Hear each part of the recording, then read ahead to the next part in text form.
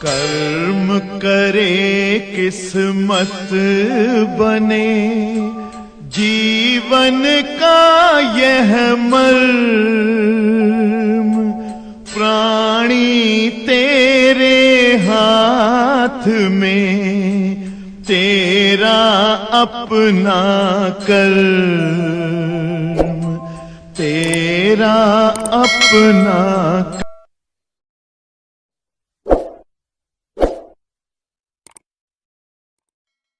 स्वतंत्र कोटि एक शब्द है, दो तीन छोटे छोटे शब्द है बेटा, उन्हें समझा रहा हूं। स्वतंत्र कोटि अंग्रेजी होती है ऑर्डर ऑफ फ्रीडम, फ्रीडम स्वतंत्रता की कोटि, मतलब आजादी कितना तरस बार, यह सही सही मतलब। तो देखो यहां हम लोग गैस उसके बारे में पढ़ रहे हैं, तो किसी गैस के अणु स्वतंत्र रूप से जितनी दिशाओं में गति कर सकते हैं वही संख्या स्वतंत्र कोटि कहलाती है। एक बार फिर बताएं, गैस के अणु स्वतंत्र रूप से, मुक्त रूप से जितनी दिशाओं में गति कर सकते हैं, दिशाओं की संख्या ही स्वतंत्र कोटि कहलाती है। स्मॉल एफ से व्यक्त किया जाता है, अंग्रेजी है ऑर्डर ऑफ फ्रीडम, और आपको याद रखना है कंपटीशन के दृष्टिकोण से पूछ लेता है। जैसे अपने आप समझो कि अगर कोई मैदान है, तो मैदान में अगर कोई खिलाड़ी चल रहा है, कहा जाए कि किसी मैदान में गतिमान खिलाड़ी की स्वतंत्र कोटि बताओ, तो दो, या तो लंबाई के अनुदिश चलेगा या तो चौड़ाई के अनुदिश, माने वहां जो है एक्स और वाई दो ही निर्देशांक तल बनेंगे, लंबाई के अनुदिश चलेगा या तो चौड़ाई के अनुदिश, ठीक। तो इसलिए वहां पर स्वतंत्र कोटि क्या होगी, दो। पूछता है मच्छर की स्वतंत्र कोटि बताओ, तो मच्छर, पक्षी, ये सब जो है आसमान में विचरण करते हैं, तो एक्स अक्ष, वाई अक्ष, जेड अक्ष, त्रिविमीय तल में गति होती है इनकी, लंबाई, चौड़ाई और ऊंचाई तीनों दिशाओं में गति होती है, तो इनकी स्वतंत्र कोटि क्या होती है, तीन। अब याद हो जाएगा। जैसे बेटा अगर कोई खंभा गाड़ दे और उस पर कह दे कि गतिमान बंदर, कोई खंभे पर बंदर चल रहा हो, कि स्वतंत्र कोटि बताओ, तो उसकी स्वतंत्र कोटि एक होगी, या तो ऊपर जाएगा या तो नीचे आएगा, बस रहेगा एक ही डायरेक्शन में, वाई एक्स के अनुदिश, है ना, तो उसकी स्वतंत्र कोटि क्या होगी। अब याद हो जाएगा। लेकिन यहाँ याद क्या करना, हमारे उष्मागतिक निकाय पर याद करो। कौन किस पर? उष्मागतिक निकाय मतलब अब बताए हैं कि सिलेंडर में बंद गैस जिसे ताप दाब आयतन के पदों में बता सको, उष्मागतिक निकाय होती है। फिर आपको हमने किसी दिन समझाया था कि उष्मागतिक निकाय तीन प्रकार के हो सकते हैं, नहीं याद है? एक परमाणु उष्मागतिक निकाय, मतलब कि ऐसे उष्मागतिक निकाय जिनके एक अणु में एक ही परमाणु हो, हीलियम, नियान, आर्गन, ऐसी गैसें। द्विपरमाणु उष्मागतिक निकाय जिनके अणुओं में दो दो परमाणु हो, जैसे hydrogen, nitrogen, bromine, chlorine, iodine. और बहुप्रमुख उष्मागतिक निकाय एक अणु में कई सारे परमाणु जैसे अमोनिया, है ना। तो इस तरह से हमने जो है आपको उष्मागतिक निकाय तीन प्रकार के बताए थे। तो तीनों उष्मागतिक निकाय का आज मैं बता रहा हूं स्वतंत्र कोटि, याद कर लीजिएगा। क्या बता रहा हूं? एक परमाणु उष्मागतिक निकाय तीन दिशाओं में भ्रमण कर सकते हैं, इनकी स्वतंत्र कोटि तीन होती है। कितना होती है बेटा? एक्स अक्ष, वाई अक्ष, जेड अक्ष की दिशा में स्थानांतरी गति तीन होती है, इनकी स्वतंत्र कोटि तीन हो गई। और अभी लिखाऊंगा, घबराओ नहीं। द्विपरमाणु उष्मागतिक निकाय की स्वतंत्र कोटि पांच होती है, तीन स्थानांतरी, दो घूर्णनगत करते हैं, तो ये पांच दिशाओं में गतिमान होते हैं, इसलिए इनकी स्वतंत्र कोटि क्या होती है? और बहुपरमाणु उष्मागतिक निकाय की स्वतंत्र कोटि 6। तो अब याद करना है, याद कर लीजिए। जैसे कह दे कि हाइड्रोजन के जो है स्वतंत्र कोटि बताओ, तो हाइड्रोजन कौन सी गैस है बेटा? तो इसलिए इसकी स्वतंत्र कोटि क्या होगी? इधर क्लियर? तो पक्का पक्का याद रहेगा कि नहीं? तो स्वतंत्र कोटि एक परमाणु उष्मागतिक निकाय में केवल तीन स्थानांतरी गति होती है, तीन होती है। द्विपरमाणु उष्मागतिक निकाय में तीन स्थानांतरी और दो घूर्णन गतियां होती हैं, तो उनकी स्वतंत्र कोटि 5 होती है। और बहुपरमाणु में तीन स्थानांतरी, तीन घूर्णन गति, माने उनकी स्वतंत्र कोटि 6। याद हो गया? अब दूसरा एक नियम बताने जा रहे हैं, ऊर्जा समविभाजन। क्या बताने जा रहे हैं? याद कर लीजिए, लिखा दे रहे हैं तुरंत। ऊर्जा समविभाजन नियम क्या है? ऊर्जा समविभाजन नियम का उपयोग हमने कल डेरिवेशन करते समय किया था। क्या है, ध्यान सुनिए। इस नियम के अनुसार किसी भी दिशा में गतिमान किसी भी उष्मागतिक निकाय का अणु समान ऊर्जा मुक्त करता है। नहीं समझे?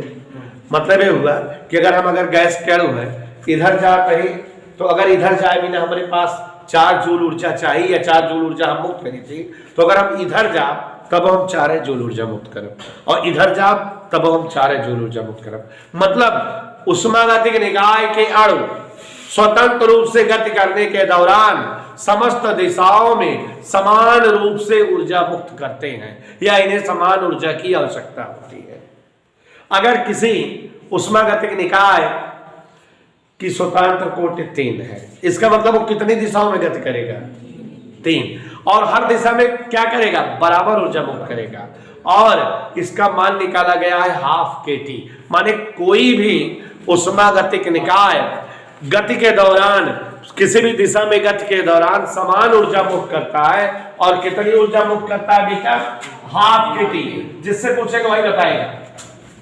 माने ये कैलकुलेशन बोल्ट्जमैन ने किया है कि कोई भी उष्मागतिक निकाय स्वतंत्र रूप से जितनी भी दिशाओं में गति कर सकता है, हर दिशा में गति के दौरान वो बराबर ऊर्जा मुक्त करता है। अगर कोई उष्मागतिक निकाय 3 दिशा में गति करता है तो हर दिशा में कितनी ऊर्जा मुक्त करता है? Half kT। अब उसकी कुल ऊर्जा कितनी हो गई? हाफ kT गुणे 3। क्यों? एक दिशा में गया, हाफ kT ऊर्जा खर्च किया, दूसरी दिशा में भी हाफ kT, तीसरी दिशा में भी हाफ kT, तो कुल ऊर्जा कितनी हो गई? 3 गुणे हाफ kT। नहीं। अब अगर उस उष्मागतिक निकाय की स्वतंत्र कोटि F होती, स्वतंत्र कोटि क्या होती? F, तो उसके द्वारा कितनी ऊर्जा मुक्त होती? Half F kT। क्यों हाफ F kT होती? क्योंकि वो F दिशा में चल सकता है, और हर दिशा में कितनी ऊर्जा व्यक्त करता है? तो F दिशा में कितनी ऊर्जा व्यक्त होगी? ठीक है। तो अब ये दोनों चीजें जान गए। स्वतंत्र कोटि क्या बताया बेटा? कि कोई भी उष्मागतिक निकाय का अणु स्वतंत्र रूप से जितनी दिशाओं में विचरण कर सकता है, गति कर सकता है, वही संख्या उसकी स्वतंत्र कोटि कहलाती है, F से लिखी जाती है। एक परमाणु उष्मागतिक निकाय की स्वतंत्र कोटि 3, 2 परमाणु उष्मागतिक निकाय की, और बहुपरमाणु के। और फिर उसके बाद पढ़ाया बेटा कि कोई भी उष्मागतिक निकाय के अणु गति के दौरान समस्त दिशाओं में समान ऊर्जा मुक्त करते हैं, और कितनी ऊर्जा मुक्त करते हैं? इसे ऊर्जा समविभाजन नियम या ऊर्जा त्रिभाजन नियम कहा जाता है, ऐसे ही नाम है इसका। और अगर कोई अणु स्वतंत्र रूप से उसकी स्वतंत्र कोटि F हो तो F दिशा में चक्कर करेगा, और अगर एक दिशा में चक्कर के दौरान हाफ kT ऊर्जा मुक्त कर रहा है तो F दिशा में चक्कर के दौरान कितनी ऊर्जा मुक्त करेगा? Half F kT। कितना ऊर्जा मुक्त करेगा? कई अणु की ऊर्जा है ये? एक अणु की। एक अणु ना, हमने बोला कि एक अणु। और अगर गैस में n अणु हो, कई अणु हो बेटा गैस में, तो कुल मुक्त ऊर्जा क्या हो जाएगी? Half F kT into n। ये एक अणु की ऊर्जा थी, और ये हमारे गैस के अणुओं की संपूर्ण आंतरिक ऊर्जा हो गई कि नहीं? आपको हमने कहीं बताया था K बराबर R/N। क्या बताया? याद आया कि नहीं? तो R/N, तो n से n कट गया कि नहीं? तो हाफ F RT ये आंतरिक ऊर्जा का सूत्र है। किसी उष्मागतिक निकाय की संपूर्ण आंतरिक ऊर्जा हाफ F RT होती है। समझ में आया बेटा कि नहीं? एक बार फिर से बता दें, ध्यान सुनो कि कोई भी उष्मागतिक निकाय स्वतंत्र रूप से गति के दौरान समस्त दिशाओं में समान ऊर्जा मुक्त करते हुए गति करता है, और इस ऊर्जा का मान हाफ kT होता है। यह ऊर्जा समविभाजन नियम है। यदि उष्मागतिक निकाय की स्वतंत्र कोटि F हो तो इसका मतलब वो अणु गति F दिशा में कर सकता है, और गति के दौरान हर दिशा में हाफ kT ऊर्जा मुक्त करता है, तो उसके द्वारा मुक्त कुल ऊर्जा हाफ F kT हुई। और अगर उस गैस में n अणु हो तो एक अणु द्वारा मुक्त ऊर्जा हाफ F kT है, तो n अणु द्वारा मुक्त ऊर्जा हाफ F kT गुणे n होगी। K बराबर R/N होता है, n से n कट गया। तो ये जो है समस्त मुक्त ऊर्जा हाफ FRT, और जो सारे अणुओं की ऊर्जा है वही उसकी यांत्रिक ऊर्जा है। तो अणुओं की यांत्रिक ऊर्जा का व्यंजक हाफ FRT होता है। इसे बेटा आप सभी लोग क्या करोगे, जानते रहोगे। हम लोग यहाँ भी एक सूत्र पढ़ेंगे, मेयर का सूत्र। तो मेयर का सूत्र किसे पढ़ेंगे, क्यों पढ़ेंगे? क्योंकि हमने आपको पढ़ाया कि विशिष्ट ऊष्माएं दो प्रकार की, स्थिर दाब वाली विशिष्ट ऊष्मा CV और स्थिर आयतन वाली विशिष्ट ऊष्मा CV। तो बेटा उन दोनों में संबंध, उनका मान F के पदों में निकालेंगे तो ये चैप्टर समाप्त हो जाएगा और ऊष्मा से हम नमस्ते कर लेंगे।